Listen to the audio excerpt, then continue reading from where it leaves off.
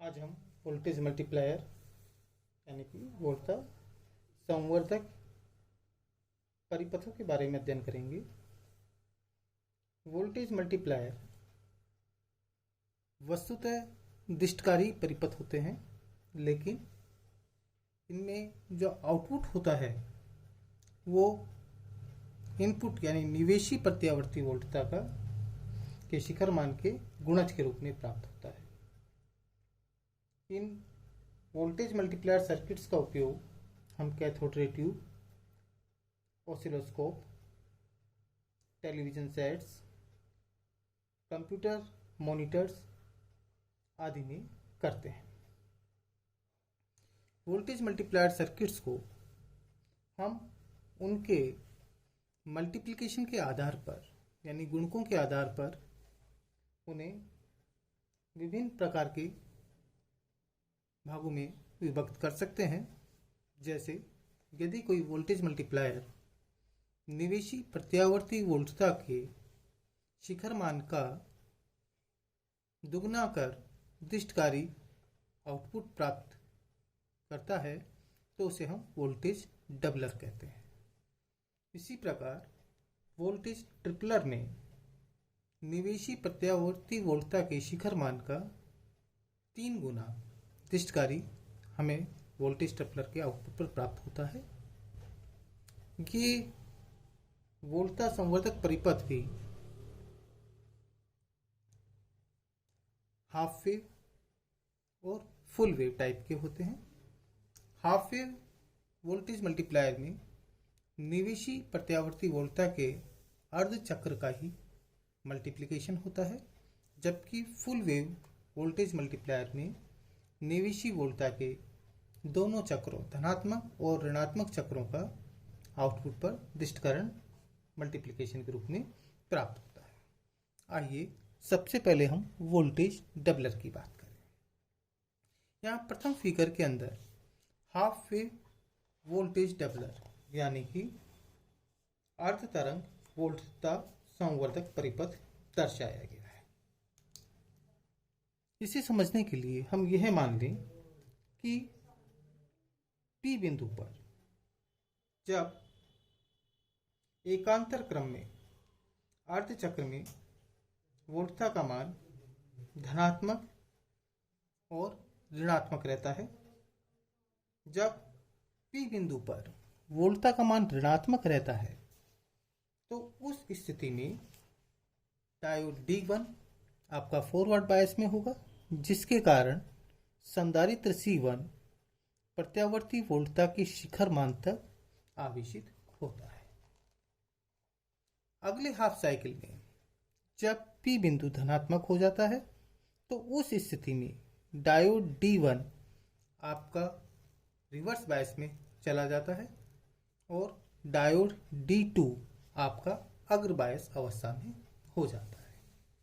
यानी कि धारा का जो चालन होगा वो डायोड D2 के माध्यम से होगा। D1 इस स्थिति में इनएक्टिव मोड में चला जाता है। डायोड D2 के थ्रू जो कैपेसिटर C2 है, इस पर वोल्टेज की वैल्यू कितनी होगी, आइए इसका अब हम अध्ययन करते हैं। क्योंकि डायोड D1 पर इनएक्टिव कंडीशन पर है और P बिंदु पर धनात्मक चक्र होने के कारण कैपेसिटर C1 और इनपुट प्रत्यावर्ती वोल्टता ये दोनों मिलकर के क्या करेंगे, Vp वोल्टेज ये और C1 जो प्रथम हाफ साइकिल में चार्ज हुआ था उसका Vp वोल्टेज, ये दोनों वोल्टेज मिलकर के कैपेसिटर C2 को ट्वाइस Vp वोल्टेज तक चार्ज करेंगे और इस ट्वाइस Vp वोल्टेज पर चार्ज होने के कारण लोड प्रतिरोध RL पर आउटपुट हमें ट्वाइस Vp प्राप्त होता है। इस प्रकार से हम वोल्टेज डबलर जो कि हाफ वेव वोल्टेज डबलर है इसको समझ सकते हैं। आइए अब हम फुल वेव वोल्टेज डबलर की बात करेंगे। इस फुल वेव वोल्टेज डबलर में भी 2 डायोड्स और 2 संधारित्र काम में लिए जाते हैं, जिसका सर्किट यहाँ पर बना हुआ है। इस सर्किट में यदि हम देखें तो यदि बिंदु P पर पॉजिटिव वोल्टेज धनात्मक हाफ साइकिल है, तो उस स्थिति में डायोड D1 क्या होगा, अग्र बायस अवस्था में होगा और डायोड D2 पश्चिम बायस अवस्था में होगा, जिसके कारण संधारित्र C1 V1 के शिखर मान तक क्या होगा, चार्ज होगा, यानी कि इसके ऊपर पूर्ण आवेशन की स्थिति में, यानी फर्स्ट हाफ साइकिल में इसके ऊपर वोल्टेज की वैल्यू Vp के बराबर होगी। नेक्स्ट हाफ साइकिल में जब Q सिरा पॉजिटिव हो जाता है तो उस स्थिति में D1 डायोड आपका इनएक्टिव मोड में चला जाएगा और डायोड D2 आपका एक्टिव मोड में होगा, जिसके कारण संधारित्र C2 Vp वोल्टेज तक क्या होगा, आवेशित होगा। और ये दोनों सीरीज में होने के कारण इनके सीरीज में यदि हम लोग समांतर क्रम में लोड प्रतिरोध RL यहाँ पर आरोपित कर दें तो RL के सिरों पर नेट वोल्टेज ट्वाइस Vp प्राप्त होता है। तो इस प्रकार से हम फुल वेव वोल्टेज डबलर को प्राप्त कर सकते हैं। आइए नेक्स्ट वोल्टेज ट्रिपलर की बात करें।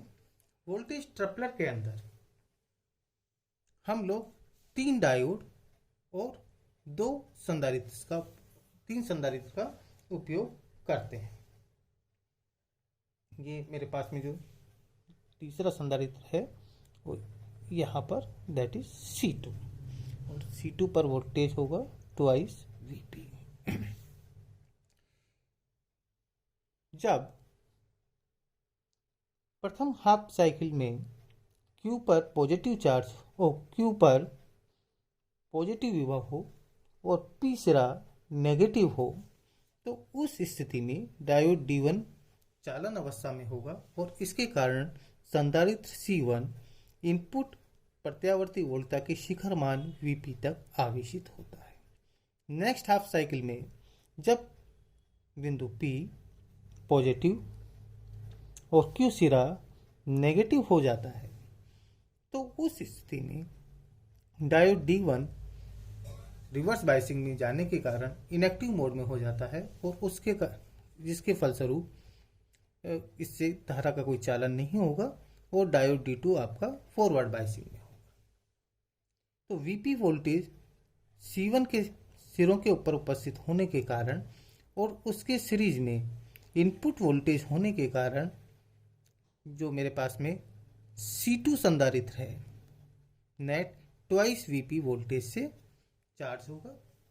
अब इसके बाद में नेक्स्ट साइकिल जिसमें अगेन P सिरा नेगेटिव और Q सिरा पॉजिटिव हो जाता है तो उस स्थिति में मेरा डायोड D2 इनएक्टिव मोड में चला जाएगा और इनएक्टिव मोड में जाने के बाद ये जो ट्वाइस Vp वोल्टेज है ये C3 कैपेसिटर के ऊपर आवेशित होगा, संग्रहित होगा।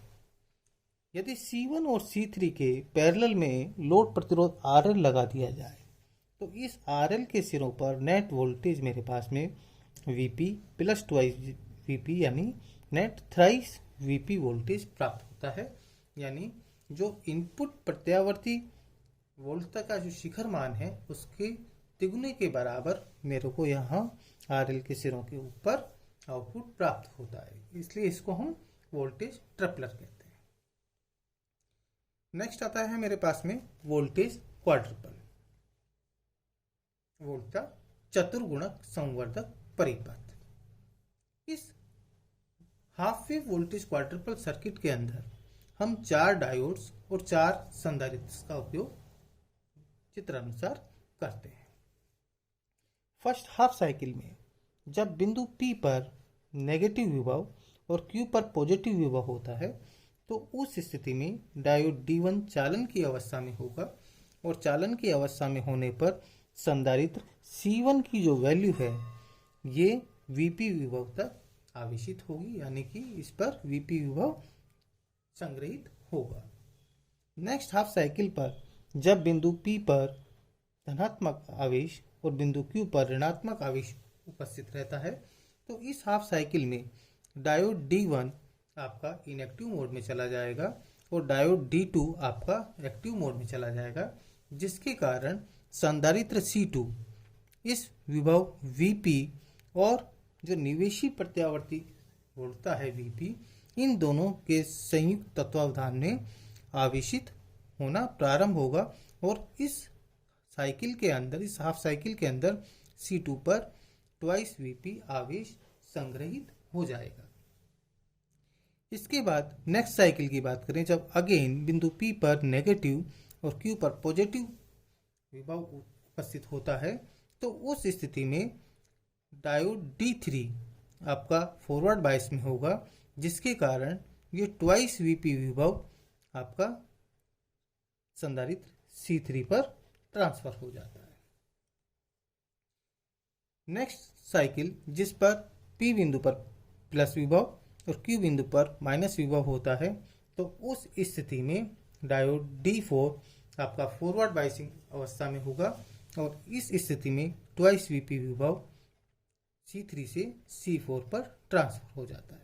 यदि हम लोड प्रतिरोध C2 और C4 के समानांतर क्रम में लगा दें, तो इस लोड प्रतिरोध RL के सिरों पर नेट विभव 4Vp यानी कि निवेशी प्रत्यावर्ती वोल्टता की शिखर मान के 4 गुना के बराबर होता है।